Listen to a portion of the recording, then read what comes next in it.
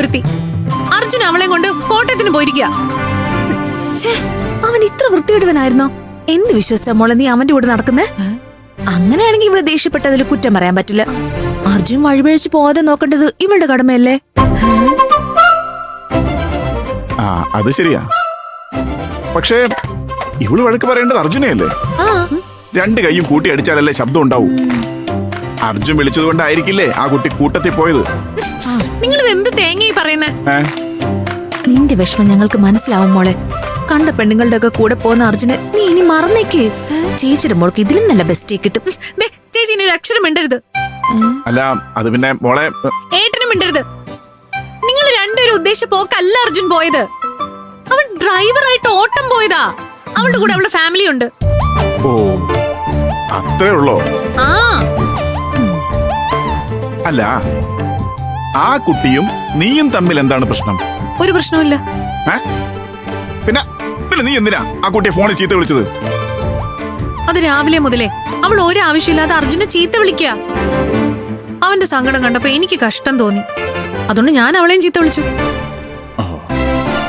സങ്കടം കാണുമ്പോ കഷ്ടം തോന്നുന്നത് നിനക്ക് അർജുനോട് സ്നേഹമുള്ളത് കൊണ്ട്. അതല്ലല്ലോ ഇവിടുത്തെ വിഷയം. ഒരു പരിചയമില്ലാത്ത ഒരാളുമായി ഫോണിൽ വഴക്കിട്ടത് ഒട്ടും ശരിയായില്ല.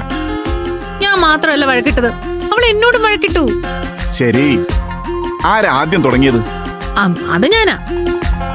അർജുൻ ഒരു പുരുഷനായതുകൊണ്ട് സ്ത്രീകളെ ചീത്ത വിളിക്കാൻ പറ്റില്ലല്ലോ.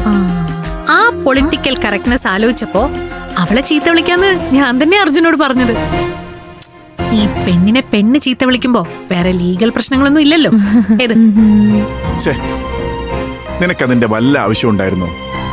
ഒന്നുമില്ലെങ്കിലും അർജുൻ ഇപ്പൊ അവരുടെ ഡ്രൈവറായി ജോലി ചെയ്യല്ലേ. നീ പറഞ്ഞതിന്റെ ഒക്കെ മോശം അർജുനല്ലേ. അവനെ കുറിച്ച് ആ കുട്ടിയും ഫാമിലി തെറ്റിദ്ധരിക്കില്ലേ? അയ്യോ അത് ശരിയാണല്ലോ, ഞാനത് ഓർത്തില്ല ഏട്ടാ.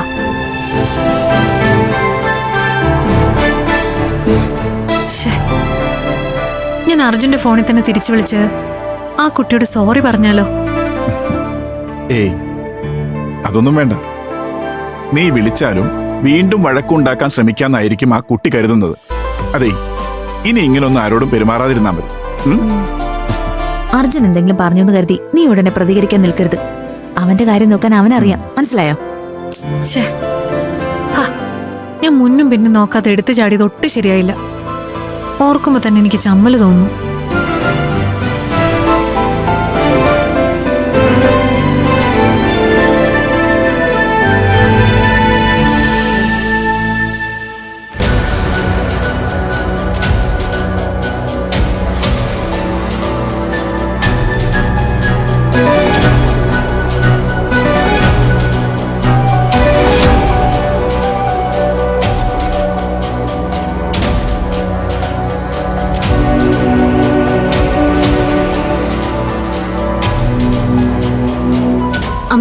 അച്ഛനെ വിളിച്ചിട്ട് ഫോൺ എടുക്കുന്നില്ലല്ലോ.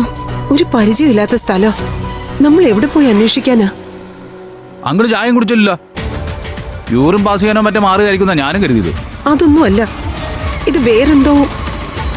നിങ്ങൾ പേടിക്കണ്ട, ഞാനത് പോയി നോക്കിയിട്ട് വരാം.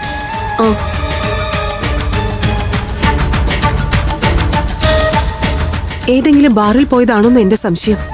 സംശയിക്കണ്ട, കയ്യിൽ കാശുണ്ടെങ്കിൽ അത് തന്നെ ആവും നടന്നത്. വീണ്ടും കുടിതടയും കഴിഞ്ഞാ അച്ഛനെ പിടിച്ച കിട്ടൂല.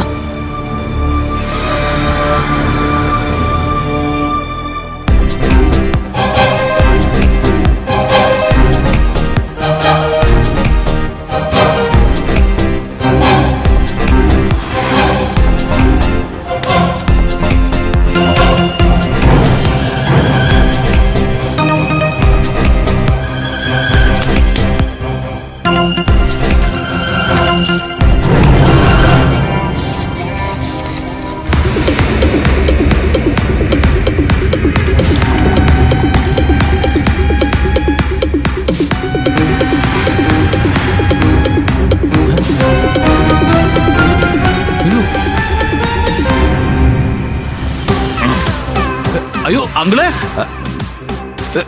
വെള്ളം ഒഴിക്കാതെ കുടിക്കല്ലേ, കരൾ കത്തിപ്പോവും. എന്റെ കരളൊക്കെ പണ്ടേ പോയതാനിയ, ഇപ്പോ മനസ്സും തകർന്നു പോയി. അങ്കിളുടെ പ്രശ്നം എന്തായാലും നമുക്ക് പരിഹാരം ഉണ്ടാക്കാം. പക്ഷെ അതിനു മുമ്പ് അങ്ങളുടെ ഭാര്യയുടെ മോളുടെ പ്രശ്നത്തിന് ആദ്യം പരിഹാരം ഉണ്ടാക്കണം. അവൾ എന്റെ മോളല്ല. ആ അല്ല, എന്റെ ഭാര്യക്ക് എന്താ പ്രശ്നം? അവളിപ്പോ ഹാപ്പിയാണല്ലോ. അങ്കിളെ, എന്റെ അങ്കിളെ അവരൊക്കെ പേടിച്ചിരിക്കുക.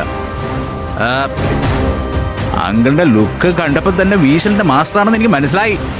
അതുകൊണ്ട് അടുത്തുള്ള സകല ബാറിൽ ഞാൻ കയറി നോക്കി.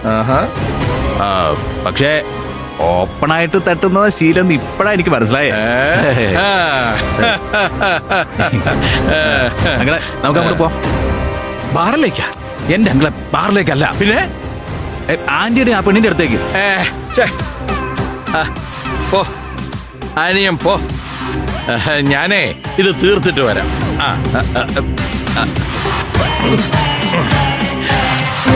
അയ്യോ.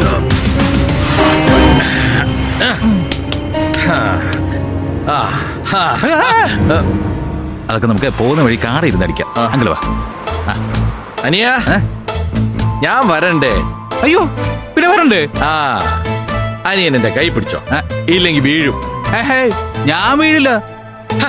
എടാ, നീ വീഴുന്നല്ല, ഞാൻ വീഴുന്ന്. ഇനി കുറച്ച് കഴിഞ്ഞിട്ട് കുടിക്കാം അങ്കിളെ. അങ്കിള് വാ. ഞാൻ പിടിച്ചോണം.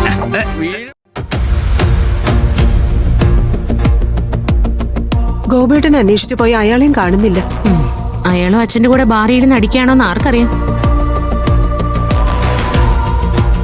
സൂക്ഷിച്ച്. അങ്ങനെ വളവാണ്.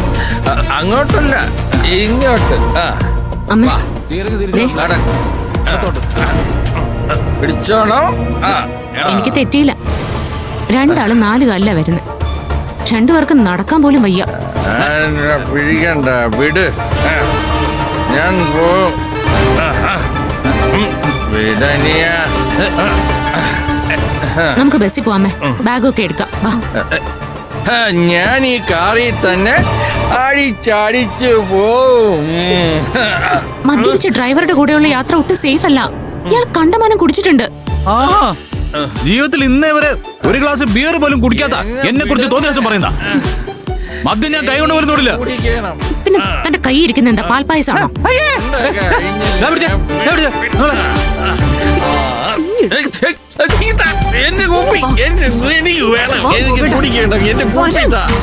അച്ഛനെ പിന്നെയും കുടിപ്പിക്കാനാണോ തന്റെ ഭാവം? വെറുതെ ആവശ്യമില്ലാത്ത പറയരുത്. മദ്യവിരുദ്ധ സമിതിയുടെ സോഷ്യൽ മീഡിയ സെല്ലിൽ ആക്റ്റീവ് മെമ്പറാണ് ഞാൻ. മനുഷ്യനെ മൃഗമാക്കുന്ന വിഷമായ മദ്യത്തിനെതിരെ ആഞ്ഞടിക്കുന്നവനാണ് ഞാൻ. ശരിയാ, താൻ ആഞ്ഞടിക്കുന്നവനാ. എനിക്കത് മനസ്സിലായി.